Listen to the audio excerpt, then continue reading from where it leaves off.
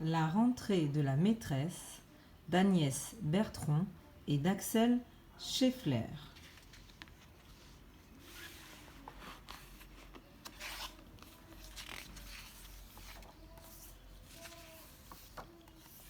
Dolorès est une demoiselle lapin aux yeux bruns. Elle est un peu inquiète car demain, elle fera sa première rentrée, comme institutrice. De bonne heure, elle prend sa bicyclette et elle fonce à Boissidou, un village du Petit Bois. Elle frappe à la porte de la mairie et dit « Bonjour, je m'appelle Dolorès, je suis la nouvelle maîtresse. » Le maire est un peu étonné. « Mademoiselle, vous vous trompez. Boissidou, c'est de l'autre côté. Vous êtes à Bois-Joli, il n'y a pas d'école ici. » Dolorès est catastrophée.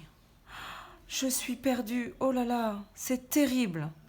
Avec tout ce que j'ai à préparer pour la rentrée. » Le maire est gentil, il dit « Suivez-moi, je vais vous montrer le chemin. » Les voilà arrivés devant l'école de Boissidou. Jacotte, une petite pie, accourt aussitôt. « C'est vous la nouvelle maîtresse ? Je peux vous faire visiter si vous voulez. Je connais déjà la classe, moi. » Et Jacotte montre à Dolorès les cubes colorés, les crayons, le coin des poupées. Les yeux brillants, Jacotte dit « Moi, ce que je préfère, c'est le tapis où on va s'asseoir pour écouter les histoires. » Dolorès est ravie. Elle dit « Merci, Jacotte, et à demain pour la rentrée. » Dolorès ouvre son grand cahier de maîtresse, qui sent bon le neuf, et elle écrit le nom de ses élèves en s'appliquant de sa belle écriture de maîtresse. Puis, elle installe tout son matériel. Les pots de peinture, les fruits de la forêt pour compter, les ballons de gymnastique. Ouf! Tout est prêt. Quand elle a terminé, Dolorès rentre chez elle. Ce soir-là, elle est bien trop excitée pour se coucher. Géraldine, sa copine, frappe à la porte.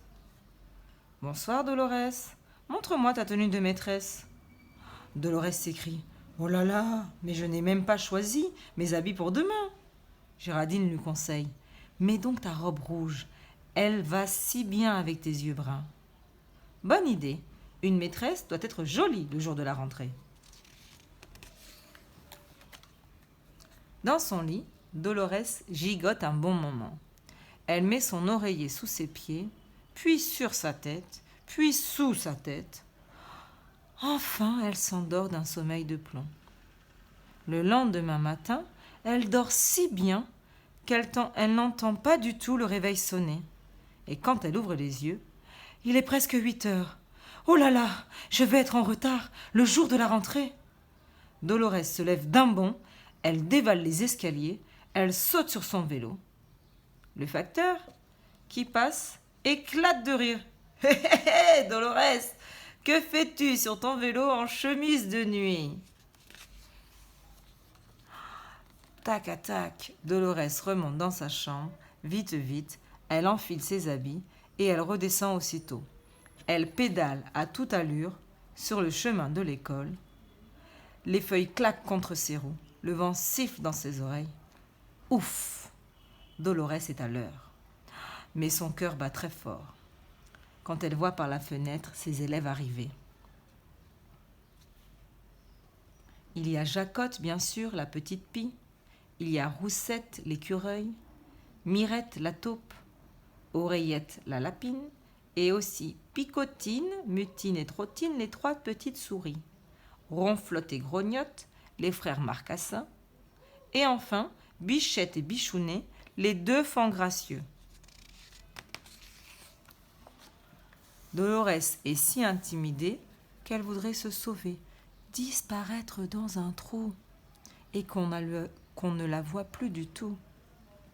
Mais les élèves entrent dans la classe, ça crie, ça pleure, ça se bouscule.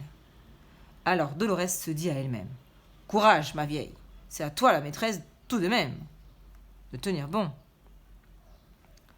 Elle prend dans ses bras Picotine qui pleure à chaudes larmes parce que sa maman est partie. Tout à coup, près de la porte, Dolorès voit la maman de Roussette qui s'accroche aux moustaches de sa fille. « Ma petite Roussette chérie, je serai trop triste sans toi à la maison. » Dolorès la pousse gentiment dehors. « Voyons, madame, vous allez tous nous faire pleurer. Allons, la journée sera vite passée. » Mais que tient Jacotte dans ses bras ? Son petit frère, un bébé pie, le bec grand ouvert, qui crie parce qu'il veut sa ration de vers de terre. « Non, Jacotte, ton frère ne peut pas rester à l'école. Il est beaucoup trop petit. » Enfin, les mamans sont parties, les élèves sont calmés. Dolorès dit doucement « On va s'asseoir sur le tapis et chanter pour commencer la journée. » Et les élèves chantent à plein poumon et ils rient tous aux éclats quand le renard de la chanson perd son poil au menton. Puis Dolorès explique « Maintenant, on va peindre sans pinceau avec du rouge et du jaune. Attention, la peinture, c'est une sacrée aventure. » Picotine et Roussette sont très soigneuses. L'une peint du bout des pattes et l'autre du bout de la queue. Mirette, qui n'y voit pas bien, trempe son nez dans le pot du rouge et s'assoit dans le pot de jaune. Les marcassins, eux, se roulent sur leurs dessins. Éléphants font des empreintes avec leurs sabots. La peinture est toute mélangée. Dolorès a envie de crier, de taper du pied. Mais elle respire un grand coup et elle dit « Voyons, ce dessin, c'est assez réussi. Mais oui, regardez les marcassins, vous avez fait de l'orange, c'est très très bien. » À l'heure de la gymnastique, Dolorès dit « Allez, hop, on prend chacun un ballon et on me suit dans le pré. » Dolorès court à droite, elle court à gauche, elle lance un ballon par-ci, elle rattrape un ballon par-là. Les élèves crient « Maîtresse, maîtresse, maîtresse par-ci, maîtresse par-là. » Ouille, ouille, ouille, Dolorès a la tête qui tourne. Soudain, patatras, elle s'effondre dans l'herbe.